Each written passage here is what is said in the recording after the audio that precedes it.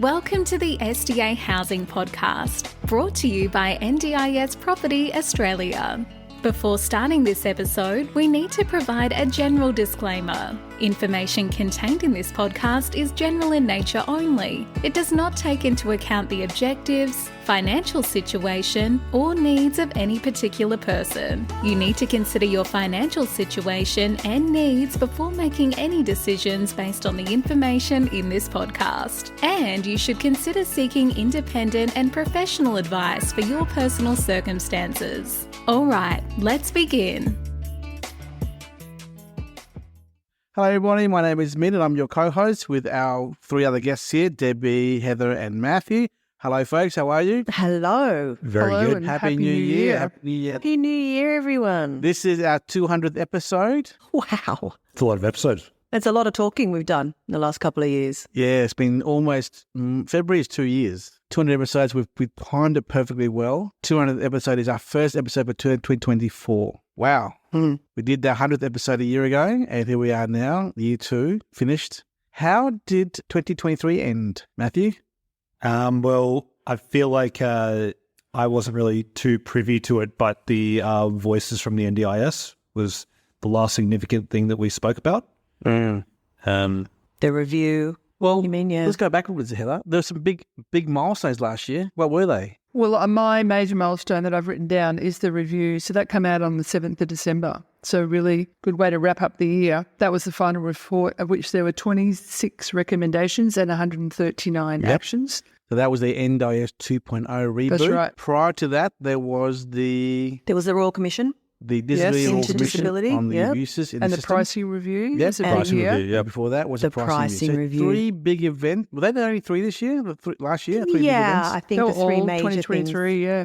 Because you know what? Prior to the NDIS pricing review on July 1, it was pretty quiet for 4 months. It was. We were really busy when we came back from the Christmas New Year break in January. And then by March, April, things got really quiet. There wasn't much stock to sell. There wasn't really a whole lot of investor confidence either in the market. The returns weren't there. Prices were going up. Build times were long. And everything changed with that price review that came out late June. And yeah, the second half of last year just was crazy.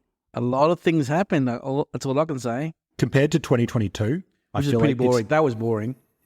I don't know about boring, but Lack of building Also, supplies. I think the recovery from COVID, the lack of building supplies was a big thing, and that's finally started to recover as well. And that I guess that was rolling still through really a hangover of that in 2022 and into interest rate 23. rises. That was the talk of the town. Interest rate rises. Yeah. So I think we ended up with a bang, good and bad, I guess. But it's a big relief to have 2023 over and out, I guess. Yeah. Yeah, it certainly was a year that changed our business quite significantly. We grew in terms of our staff, our team. We did a lot more. Obviously, podcasts have really taken off. We're getting a lot more business and brand awareness through that. And we just connected with a lot more people in the industry this last 12 months than we had done previously. And that's really changed our business hugely. I think also you were talking earlier in the year how things seemed to be a bit stagnant, which is when I joined the company in February.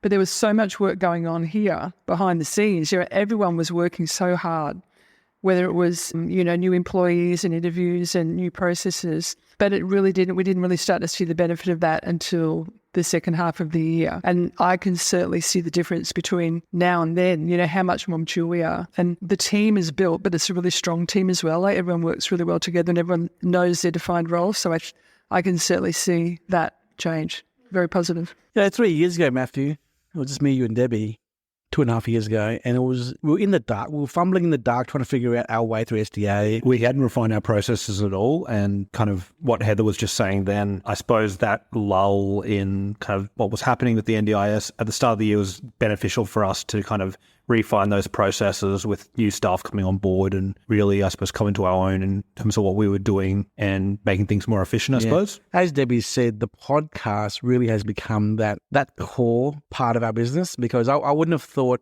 3 years ago, 2 years ago, that having the podcast, this channel here with you, our listeners, would be that beacon of, not beacon of hope, but beacon of Information ideas, collaboration, bringing together lots of just people in the space, the SDA space, to this platform called an online social media forum via podcast, Spotify here or Amazon and Google here. And it spreads awareness of our learned experience. Because when we first started, this is our journey as a business 3 years ago. Let's go on this journey with us. Let us try and share with you, our listeners, what we've learned and share the learnings of other professionals who we've come across. And that has just given so many people hope and ideas and vision of where this is going moving forward, I guess. And a place for people in the industry to also get their information out and who they are. I think we've had some really amazing guests and speakers on the podcast in the last 12 months. And I think, and it differed quite significantly to the previous year. A lot more episodes where we were continuing. So part 1, part 2, part 3 of a particular topic. I think we've surprised ourselves with just how much we have to talk about. Yeah. 100%. Originally, I can remember Min's idea for the podcast was let's just create a resource that we can use to have a few episodes so that people can listen to those episodes and then they know what they're doing. So we didn't have to keep repeating ourselves over and over again. And it's so much more than that now. Yeah. So even though this is publishing episode 200 right now, we've actually done 209 already. So this is plugging in the 200 number, and then the next 9 will follow through pretty quickly as well. So a lot of my time and effort is going into how the content, who we're talking to next, who we're interviewing, how we structure the summary of the podcast. It really has become a very big part of this. And, I wish there were more people doing the SDA podcasts out there, but there's no one else doing this out there. And we've become the market leader. And if you were to come up and be a competitor against us, I mean, we've got too much content out there already. So it's pretty. Beat 200 episodes. Yeah. But look, it's all about collaboration. We urge more people to come out and try and share knowledge because the SDA space is evolving every single week, every single month, every single year, and it's just changing. And even now, as of December 7th, as Heather said, it's just flipped upside down again. And we have to learn a new path moving forwards without IL as a category. So what do we do while we're in limbo with the SDA while waiting for the changes of the NDIS review? So all I can say is we're just so passionate about this podcast. We're so passionate about the feedback, Debbie, the feedback from inquiries being emailed to us, asking us questions. And we're using those questions as a topic sometimes in our podcast, Matthew, which is really great to hear. Yeah. And, we encourage as many people to be part of this journey, be part of the interview process, Heather. And I think the more we get inquiries and engagement from other people, the more it'll be productive for everyone in the community. Wouldn't you agree? There's also 2 milestones that were important. One, that the NDIS was 10 years old last year. Oh, yeah, okay. And also that 5 years to implement all the actions from the review. So interesting to think about where we will be in 5 years' time. Yeah, and considering we're 3.5 years old now, that seems like a really long way off. But 5 years of doing podcasts and learning so much more about this industry. And how much change will happen. If this much change has happened in 3.5 years, and what's going to happen in 5? Absolutely. What I've been also amazed or surprised, mildly surprised with is the constant advertising on social media now of SDA. Yep. By everyone. Yes.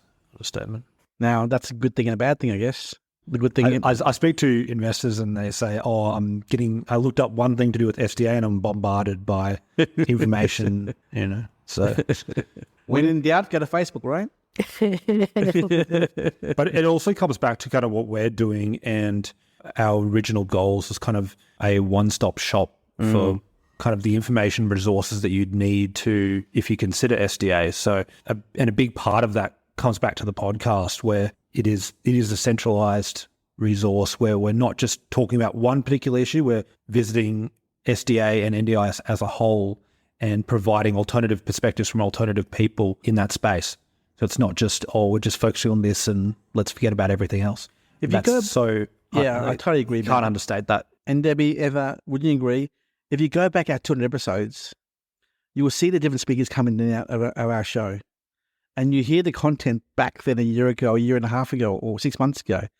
And it comes to be true for what we're saying. So what we did with Engard Singh from SDA Constructions, the groundwork we did with regards to the research and the designs and the upgradable floor plan from IL to HBS, the mini maxi, and stuff like that is just No one wouldn't have does. even thought about that, a year ago. Yeah, but the fact that the government changed its little thing with the review meant that there was no impact upon his business, the Sedana business, and the floor plans at all. Nothing at all, other than a small price upgrade.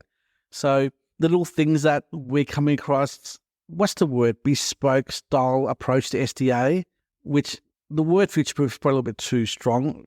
Being aware of or being flexible. Flexibility. Future-proofing Yeah. as well. Yeah, no, I think flexibility in the business model, from everyone, but certainly from the builders and the providers.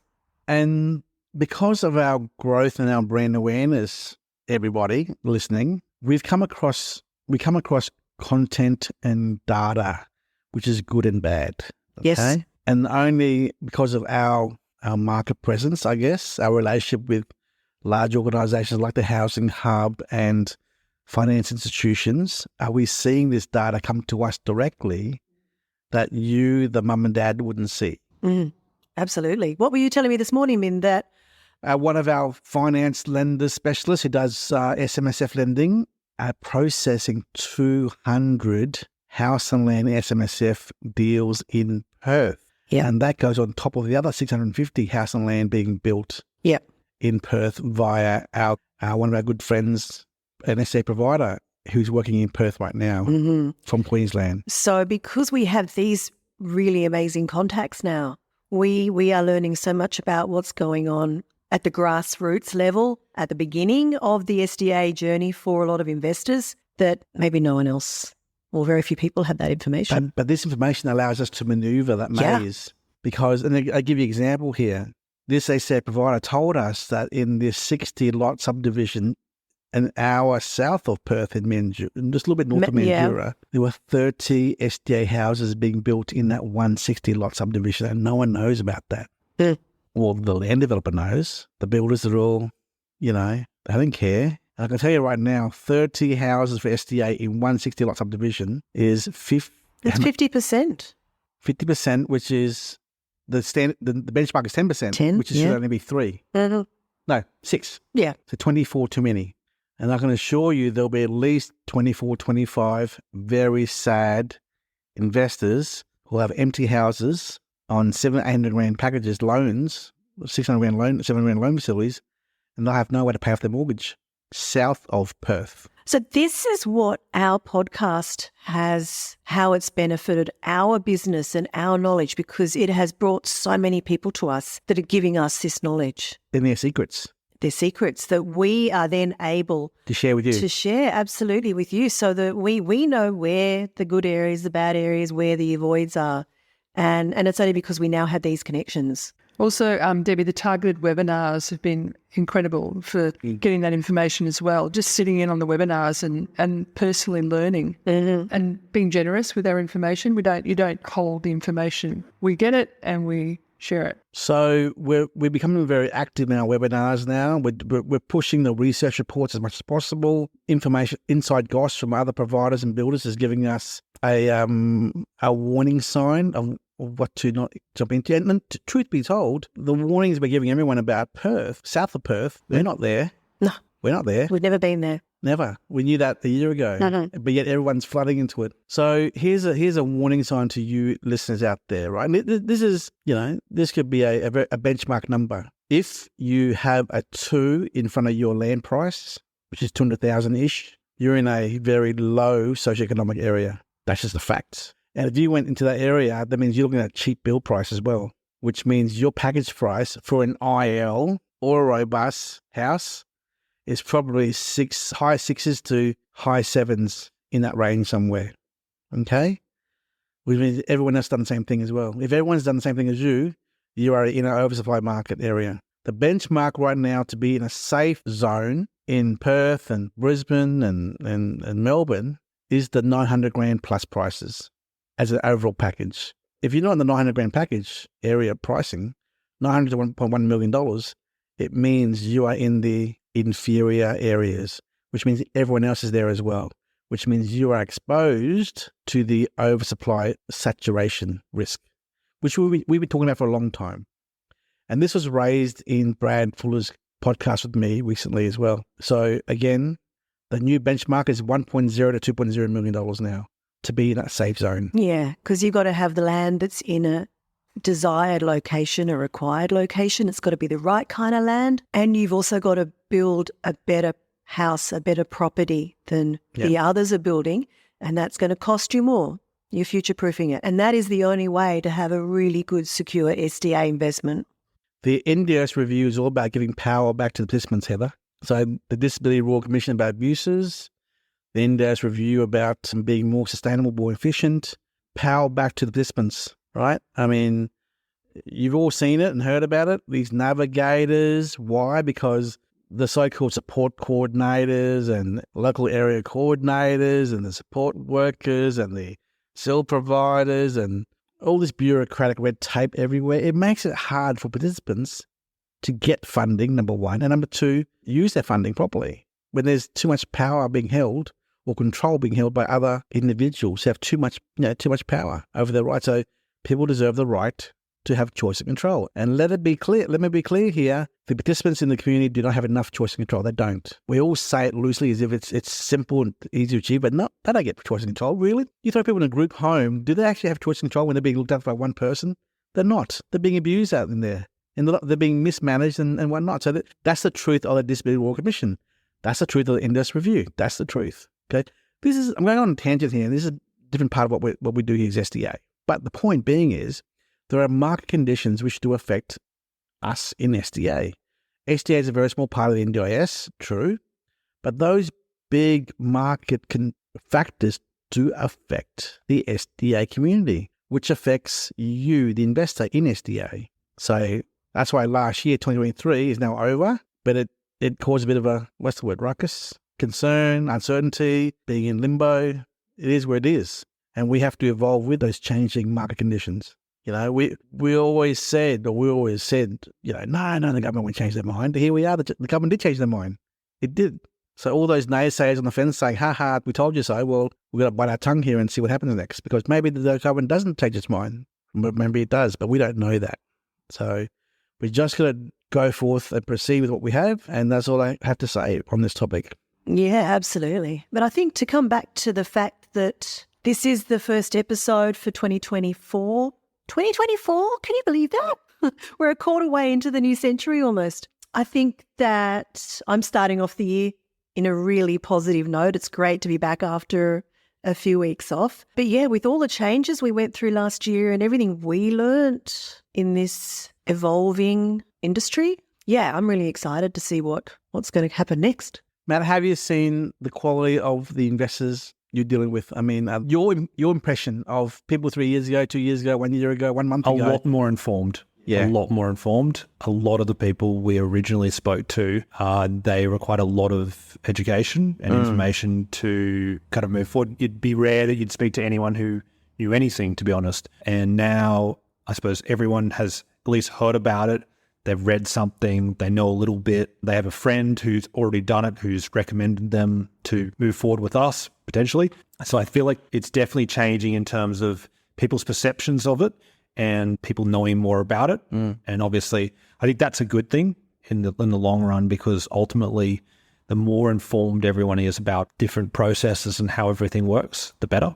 But I would say my final thoughts would be, I suppose, watch this space, because if 2024 is anything like 2023, then it'll be interesting, and hopefully there'll be changes for the better moving forward. Yeah. There's also talk, I think someone mentioned to me, an SDA provider, the NDIS, the Commission intends to not quasi-register real estate agents selling SDA. Oh. Yes. Okay. Yep. And I bring this up because remember that 60 lot subdivision I talked about earlier in Perth? A lot of those agents are making $100,000 commission per sale, right? And I know that some of them said, we don't care. What do you mean? Do you care about the tenants? We don't care, right? Well, that will be interesting. When agents are selling shitty stock, that's SDA, to innocent mum and dad investors being ripped off, and they say they don't care, that's a bad sign. right? So I encourage our listeners, be careful who you talk to. It doesn't take much to do a bit of research on who you're doing business with, Be very, very careful because this could be your life savings. And if it is, and you make a wrong mistake, it could ruin you financially. Heather, do you remember 15, 12 years ago, the mining boom across Australia? I absolutely do.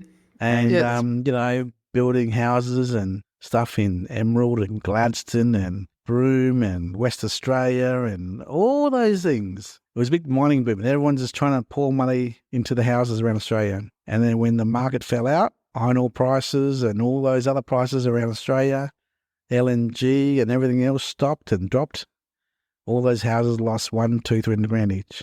And not only they vacant, but also the cafes and the schools and every bit of infrastructure has been around to support those houses, also not thriving.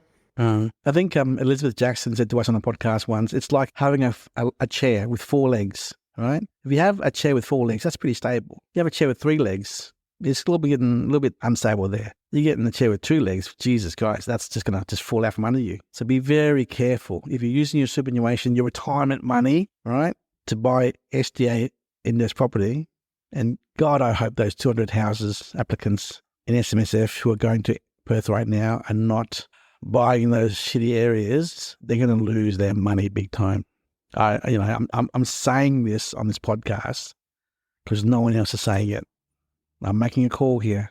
6 months, 12 months from now, we're going to see a lot of bad press in the newspapers about market spruikers, cowboy real estate agents from Sydney, Melbourne, Gold Coast. Selling in these cheap areas in Perth. Not to say there aren't good areas. There are amazing areas in Perth. It's almost impossible to get land in them at the moment. But there's been a lot of areas that are way, way oversupplied. And we knew about this 6 months ago. Oversupply, overpriced, oversaturated. I'm making this public announcement here, right? It's going to happen. I've spoken to the powers up there, right? The big players, and they're all aware of this. And I'm telling you right now, to you people listening, if you're buying a cheap SDA house in a cheap area, be very, very careful. Yep. Yeah? Because... Well, we're now getting to a point in the SDA market. I mean, it's still in early days for sure, but we've got 4,000 new builds, 4,000 legacy properties or existing properties. And yes, we do need a lot more new builds, but especially with the review stating that they needed to be doing a lot more refurbishment of old properties and the government's stepping up to actually fund those, we are going to see the need for new builds dropping as the market starts to become accurately supplied. And that's when all those really cheap properties in bad locations are really going to feel it. Yeah. I mean, it's like saying to you, go buy a Great Wall vehicle, Matt, or the rebadged version, the Haval. Same, right? So we're not saying to you, our listeners, don't go buy this or buy that in that area. I'm saying just listen to the advice we've given the last 2 years. Future-proof it, do your homework, do your research, ask around, get a second opinion, get a third opinion, get a fourth opinion, and be very careful. That's all we're saying, okay? Because there's only so much you as an individual mum and dad investor can do at the moment by yourself with your limited resources. We do this 24/7. Well, not 24/7, but... Pretty much. Yeah, almost. 24/7. Yeah, I don't sleep. But you, the mum and dad, be very careful, please. Ooh. So anyway, look, moving on, 2024 is ahead of us. We're really excited about our new team. We've now brought on board 4 new staff members the last few weeks, and another one next week or 2. So 5 new staff members on our team. We've really refined the way we've approached business. That is how we do business, conduct business with other organisations, mum and dad investors, other large institutions as well. And our research is here to help out with other investors, mum and dads as well. So we're doing our best to help as many as we can. And we invite anyone who is working in the NDIS or SDA space to come along and talk to Debbie, myself, Matt and Heather as well, anytime you want, for sure. Matt, Heather, Debbie, any final words of advice for the year ahead for anyone listening, please? I just feel that we're ready to go. Like Debbie said, first day back in the office today, and we've got all systems in place. There's no treading water. Everyone is moving forward, back into it straight away. Everyone just sat down, got on with their job. There was no, what am I doing? Why am I here? Let's have we didn't really even we had a short team meeting, but we didn't have to sit there and talk about our goals for the year. And everyone knows what they're doing. So I think that it's going to be a big year. Matt? Yeah, I'll just say, what Heather said, it's going to be a big year. Just continue watching this space. We will keep you updated. We will provide you with resources that you need. And if this is a path that you want to go down, we would be happy to lead you and guide you through that. Cool. Yeah, ditto to both of those. And I guess given the experiences that we've had in this past 12 months, expect more upheaval and change and surprises. Then we intend to stay on top of it and get the word out as quickly as we can. My advice is expect the unexpected, be careful. And I use one example. For the last 2-3 years, we've been saying group home, legacy homes, it's going to change, it's being phased out, blah, blah, blah. And a few weeks ago, the government says we're going to try and retrofit them all, refurbish them all. We don't know how that's going to happen, given so many people are in the legacy homes and the group homes out there. But maybe it's the way the government's trying to work with the state and territories to try and make it done faster. Don't know. But let's see what happens with the review for the next 12 months as they decide the decisions of the next 12 months to be implemented in the next 4 or 5 years. Yeah. Cool. Thank you so much, everyone. Okay. Thank you. Cheers. We hope you enjoyed this episode. Please make sure you are subscribed and following us so you can keep in the loop with all of our upcoming episodes. We would really appreciate it if you could leave us a 5-star rating, a written review, and just share this podcast with those that could benefit. Until next time, catch you on the next episode.